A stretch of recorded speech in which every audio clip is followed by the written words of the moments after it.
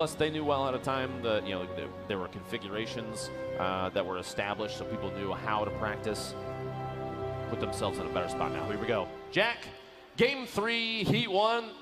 Let's get into it. The finale of Fall Skirmish. Yeah, it's, again, we know our top 12. We saw the leaderboards. Who will hang on to those positions? Who will fall out of it? Who will move on in? Are the questions we begin to ask in games 3 and 4. Again, in total in the Heat's 4 games played. Off the break of this one, everyone fanning out all over yet again. As we're waiting to see who gets in these early engagements to secure some early elims. Look at that southeast corner of the minimap on your screen. You see there's a number of teams dropping down, 2 teams. That same spot. I have a feeling that we're going to see another re-challenge against Tfue and Cloak at that little set of houses down there in the southeast corner. Looks like that potentially is an acid dropping the gas station. But you do have a really solid spread of players across the entire map. For all 3 materials goes a long way in initial fights. If you can get that very early and make a push against the team, you might already have established an advantage just based on materials alone. Oh my goodness. Look at this loot. Look at the loot right now. Gold compact SMG, gold AR, wow, a blue pump. This is a slurp, 3 minis, and just based on the shoot, he's at 75 already. Yeah. Will they try to push the agenda now and go for those early elims? Over to Mitch now, up at Viking Village, and oh, he gets clocked by Putrid with that shotgun. Grand Pooh Bear now pinched as well, and just like that, it's 2 quick elims for the Envy duo. Over now to Rue and Kevlar, each with a knocked teammate. Oh, Rue just gets clocked right there. No shields left, and yeah, Kevlar, it's easy from there. He knew how much damage he had done. Quick little revive coming on in and Flush Factory, and you'd assume that they just won that area, so now they can go ahead and farm it up. Yeah, here's the view. No players nearby. Blue and Kevlar can now just go and begin to farm materials and get those mats to a great spot, but they are very far from that first zone. I want to point out that it looks like potentially a misplay from Rue in the middle of that. I don't know if you noticed, but he re-peeked the same side of that metal ramp twice in a row, and Kevlar was literally pre-firing with the gray burst at that edge. So as soon as he stepped out, damage happened immediately in the elimination. Re-peeking a different side, always important. Yeah, no, catching your opponent off guard is super, super key. 89 players left as the first zone begins to shrink.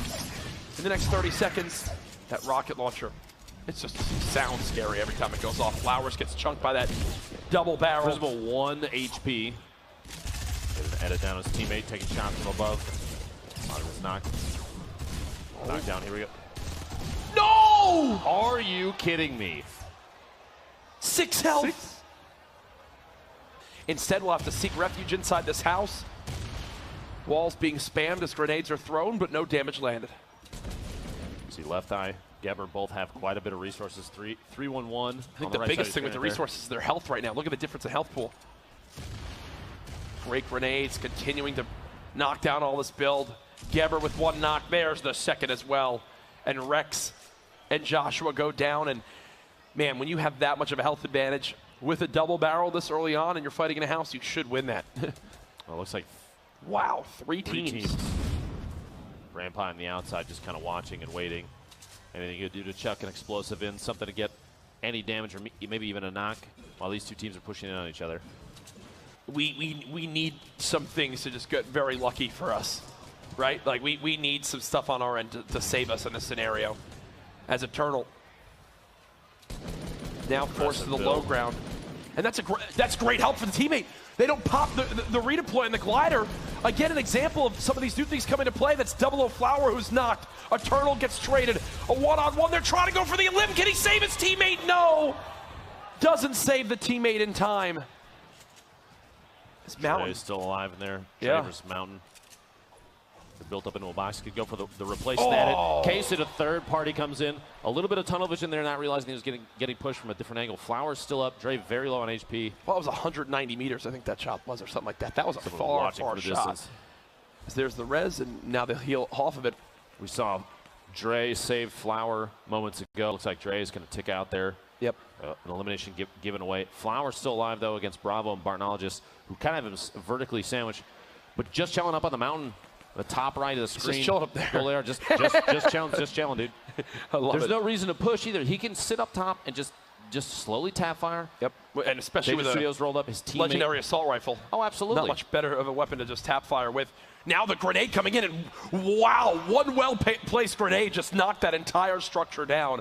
Keep in mind the glider redeployed, not going to really knock anybody out, but still, there goes 00 Flower losing that fight to Bartonologist. As the structure was coming down, Bartonologist pulled out a grappler, one of a very common weapon item we've seen a lot of people pick up in this, just because the utility of movement is so important.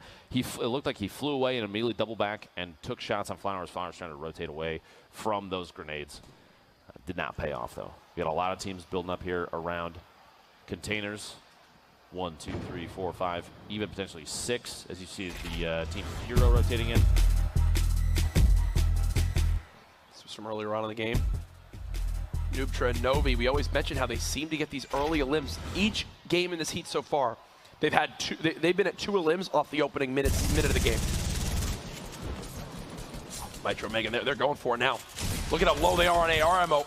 Barely gets any damage from that shotgun tag, but a quick cleanup there will come on through. It's so key to have those good swap weapons from, I believe, 16 total rounds now to 128. And they've got eyes on the teammate. There goes Austin. This team from Atlantis, so darn good together. I'd like to point out super quick, I was going to say, they are the last ones, it looks like, potentially rotating in the storm. There might be one other team. They were so far out.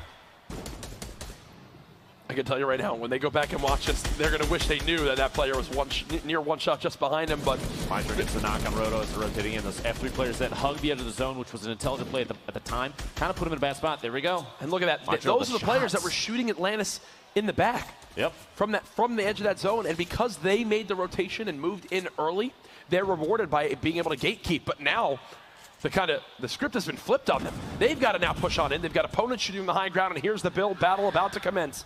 Mitro moving on up. You've got the grappler for Megan as well. Quick double ramps going on in. The 90 used to get the high ground, and just like that, the high ground has been earned by the Atlantis players. A brilliant rotation, a master class there. 4 limbs so far this game as well.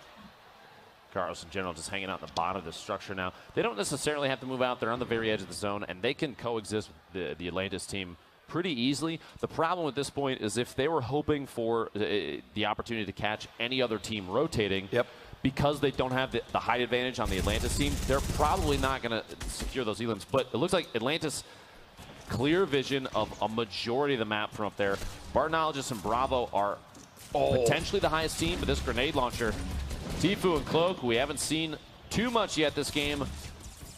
Yeah, this is definitely their quietest game so far. Banking these grenades, this is their whole focus. They're putting everything into going for these elims. They keep spraying it down, keep trying to drop them on down. It seems like Tfue is just one ramp away from having open dam on his opponent, but there's the third party now getting involved.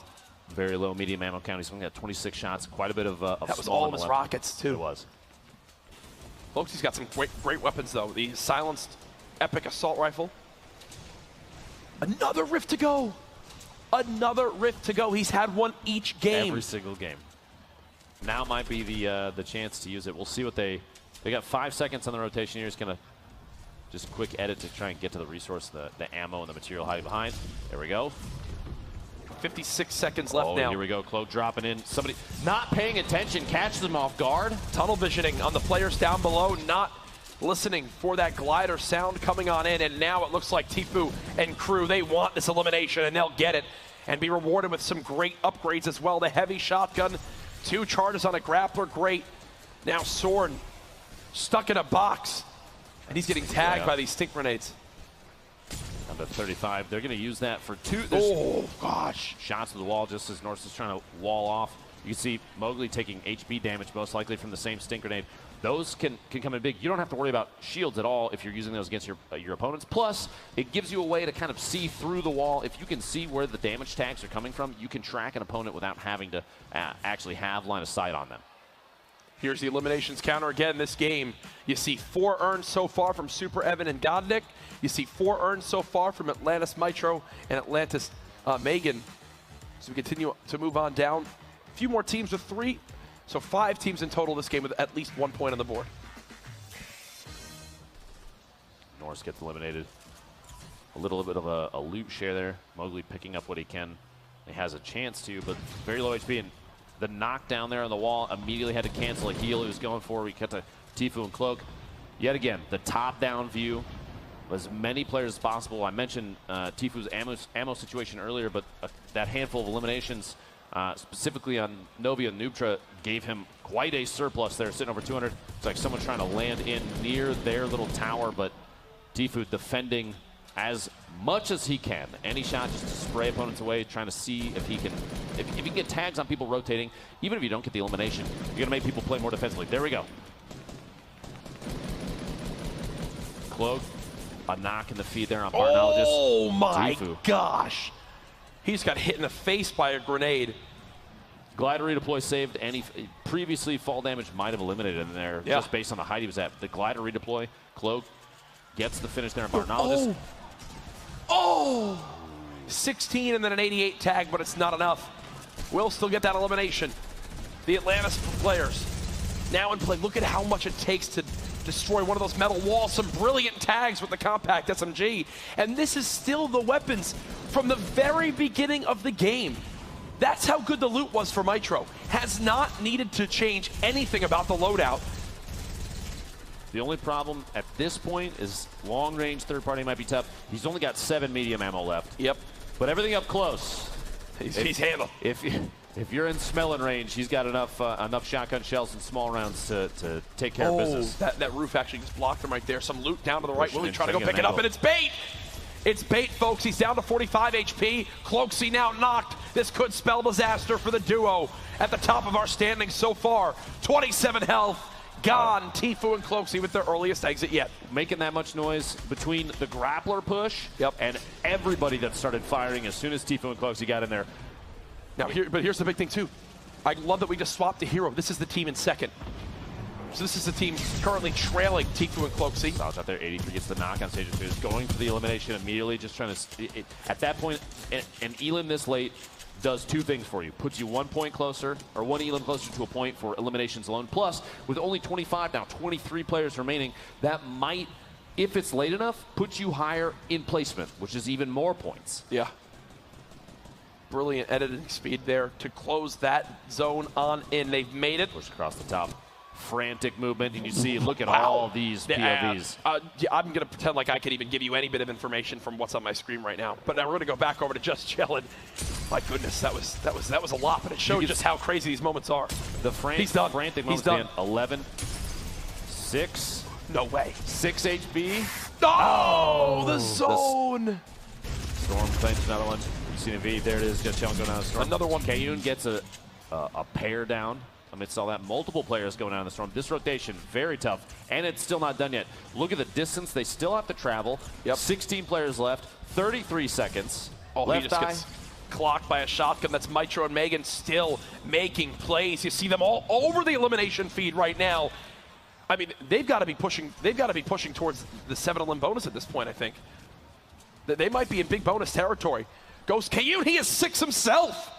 6 himself. If Sean has any, they're probably in big bonus as well. We haven't seen any team activate big bonus just yet, but we might be looking at the first team right now. Kayun and Sean trying to position themselves for catching any rotation off guards. No, they don't. They don't.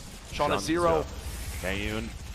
That's huge. With 1 health, gets the 7th elim. That's another point. That's another point right there. You've got to love that. 1 health as well now for Jaganza. 3 left in this game. Trying to play the low ground. A great shot there. Will they have time to pop the medkit? I don't believe so. The grappler not going to happen. With only 1 health in the victory royale there from the high ground for Korea and niibs. The first time we've seen outside the grand finals. Here's the winning moment again. This double barrel had 1 shot left, and with only 1 health, there it is. A quick little cleanup and the high 5 there from niibs.